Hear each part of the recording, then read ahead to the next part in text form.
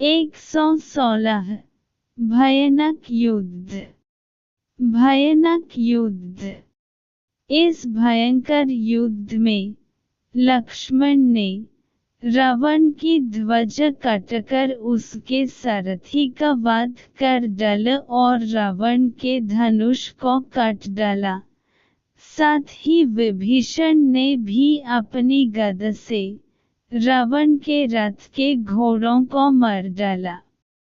विभीषण के इस कृत्य से रावण को इतना क्रोध आया कि उसने विभीषण पर एक प्रज्वलित शक्ति चलाई, किंतु विभीषण के पास आने के पहले ही लक्ष्मण ने उस शक्ति को अपने बाणों से नष्ट कर दिया। इस पर अत्यंत क्रोधित होकर रावण ने विभीषण पर ऐसी अमोघ शक्ति चलाई जिसका वेग काल भी न सह सकता था। विभीषण के प्राण संकट में देख लक्ष्मण स्वयं आगे बढ़कर शक्ति के सामने खड़े हो गए। वज्र और अश्नि के समान गड़गड़ाहट उत्पन्न करने वाली तथा विषधर सर्प के समान वह भयंकर महतेजस्वी शक्ति लक्ष्मण आकर लगी।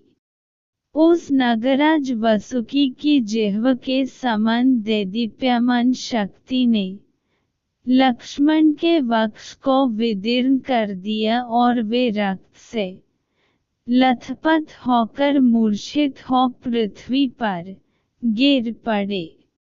वानरों ने उस शक्ति को लक्ष्मण के शरीर में से निकलने का भरसक प्रयत्न किया, किंतु सफल न हो सके। अंत में श्री राम ने पूरी शक्ति लगाकर दोनों हाथों से खींचकर उसे बाहर निकाला और तोड़कर भूमि पर फेंक दिया। जब तक राम शक्ति को खींचकर निकालते रहे, रावण निरंतर बाणों की वर्षा करके उन्हें घायल करता रहा। शक्ति निकल कर उन्होंने शीघ्र ही रावण को मार डालने की प्रतिज्ञा की। फिर वे रावण के साथ भयानक युद्ध करने लगे। जब रावण उनके बाणों को न सह सका, तो वह घायल होकर रणभूमि से भाग गया। श्रीराम लक्ष्मण के पास बैठकर नाना प्रकार से विलाप करने लगे। उनके विलाप से दुखी सारी वानर सेना रोने लगी।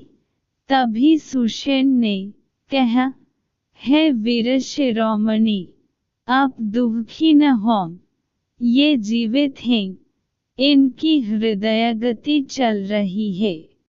फिर हनुमान से कहा, तुम शीघ्र ही महोदय पर्वत पर जाकर वैशल्यकरणी, सवर्ण्यकरणी, संजीवकरणी तथा संघनी नामक औषधियां ले आओ। उनसे लक्ष्मण के प्राणों की रक्षा हो सकेगी। सुषेण के निर्देशानुसार हनुमान तत्काल महोदयगिरी पर जा पहुँचे, परंतु इन औषधियों की पहचान न होने के कारण उस शिखर को ही उखाड़ लाए, जिस पर अनेक प्रकार की औषधियों के वृक्ष उग रहे थे।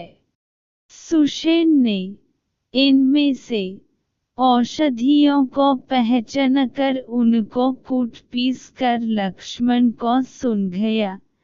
इससे वे थोड़ी ही देर में स्वस्थ होकर उठ खड़े हुए।